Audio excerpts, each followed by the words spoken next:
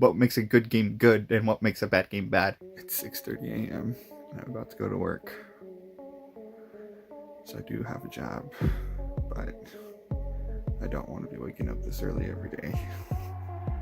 It's rough.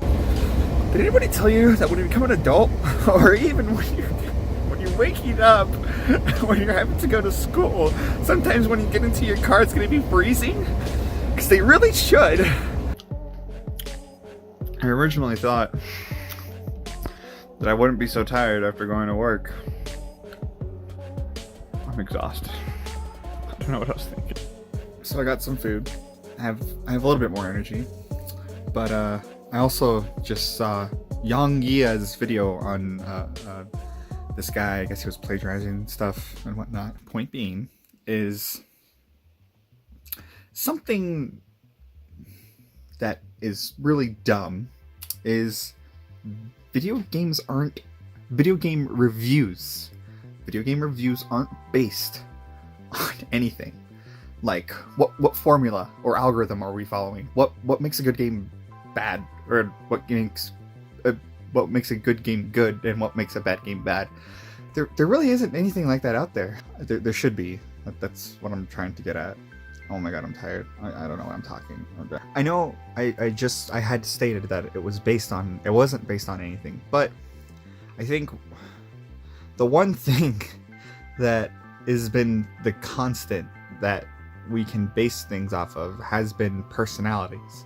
We know if a video game is good based on some YouTubers, based on their personalities of what type of games they enjoy and what they don't enjoy, and we can tell from that if we kind of share that personality, if we would also enjoy that game.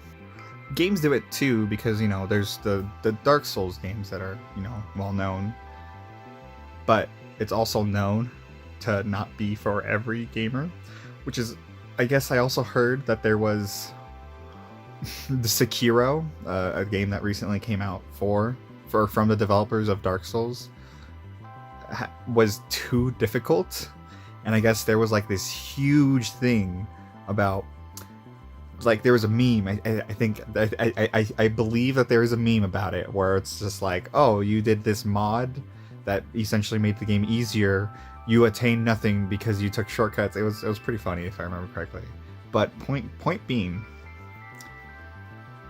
like, what's so bad about having that divide in video games?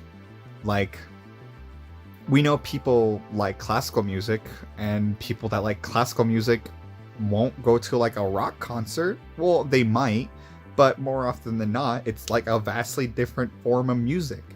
Are they still both music? Yeah, you just enjoy one more than the other. And so I think what comes into my mind is, if that's the case for that, is that essentially like trying to fit in classical music into rock music? Which kind of makes sense now that I think about it. But yeah, like, I think it's wrong to do that. I think it's wrong, don't get me wrong, but only for one reason. And the reason is we haven't defined this yet. We haven't defined video games, and we haven't defined, like, we know RPGs and JRPGs and, oh geez, MMOs, FPS, RTS, Jesus, oh my gosh. But here's the thing: there could be an RTS that somebody wouldn't normally enjoy, but because of the implementation of mechanics, all of a sudden they can enjoy. And so I feel like that hasn't been defined. Mechanics have not been defined, and we should start doing that. Like, game developers need to stop thinking about developing good games based on what we've done before, and need to, I guess, approach it in a different way. And I think I heard Extra Credits talk about this, and I like 100% agree with them. Where I think, oh geez, creator of Legend of Zelda, I forgot his name. I'm thinking of Sakurai, but I know he's from Smash. Point being, though, is that he made something for Zelda based on, from what I understand, and from the Extra Credits video, his experiences exploring caves and being in the woods. And that was his creation for Legend of Zelda. Like, to me, that's like a no-brainer. Like, oh, it makes sense. And I'm sure it makes sense to a lot of people. I'm not saying I'm like, oh man, breakthrough. No. What I am saying though is we need to stop playing games and thinking that playing the games that we have been is the only way to play games. I think implementing everything nowadays is significantly more important than ever before. I think Sims is kind of a horrid game. And maybe it's just, I don't know, just a bad game. But I think it's a bad game. And then, you see the dollar signs of millions of people buying the game, and it's kind of like, I guess I'm wrong. But I can't explain to you why I'm wrong, because it's not as simple as saying, oh yeah, he doesn't like XYZ things about the game. Because, I mean, you know what? Maybe I shouldn't speak about this because I don't know Sims that well. But all I know is that if you've played Super Mario 64 and you play The Sims, the enrichment of mechanics is significantly different. Like, I would consider somebody to be more apt to play video games in a long-term scale if I knew their background as playing like a game such as Super Mario 64, where there was jumping, you deal with the environment and stuff like that, and it's not, kind of, if I understand correctly, and I'm not, I don't dig into Sims because I'm really not that interested, and I also have an issue with like repeating games, but I think that maybe it's just a matter of reaction time and mechanics to me. And because that has the effect on how my gameplay experience is. If I can master my movement, and if I can master how I attack, how I move around the world, how I interact with everything, then I can have a significantly different experience. Where I think The Sims, you can't really do that. I mean, don't get me wrong. I'm sure there's like speed runs of The Sims, and like I don't even know what the qualifications for that would be. Would it be like the fastest to die? How fast can you kill everybody in The Sims? That'd be kind of silly, but I wouldn't be surprised if that was like the thing you could do. But we haven't defined it. We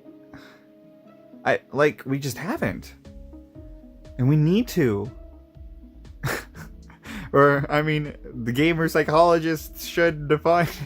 I feel so dumb for saying that. But point being is that if we can define it, and we start applying it to the right people, as in like we find out why mechanics grab the attention of the right people, then it's a step in the right direction. Don't you think so? God, my eyes look so red, dude. I need to probably sleep. I think I got like 3 hours of sleep last night. I don't know what I'm doing. So time has passed again, and I saw that I was kind of rambling a lot, and I don't know.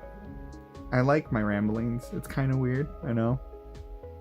But at the same time, I also know that I think there should be some more structure to them. And, if that video sucks, then it sucks. And you will figure out what works and what doesn't work over time, And, yeah. This is just day 2 of recording all this crap. But I think I can do this. This isn't too hard. It's just my thoughts, and my thoughts are really simple, and my thoughts are always going to be directed towards either living my life, becoming a gamer psychologist, shouting out my podcast, other people, and maybe my Twitch if I get that back up. And so it's kind of like, yeah, I like this the current trend. I'll figure it out as it goes on, and I hope you continue to join me.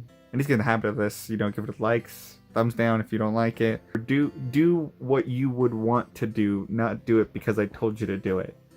I never want to force somebody to do something they don't want to do. And if you want to continue to follow the journey, don't forget to subscribe. Drink lots of water, get plenty of rest, and I'll see you next time.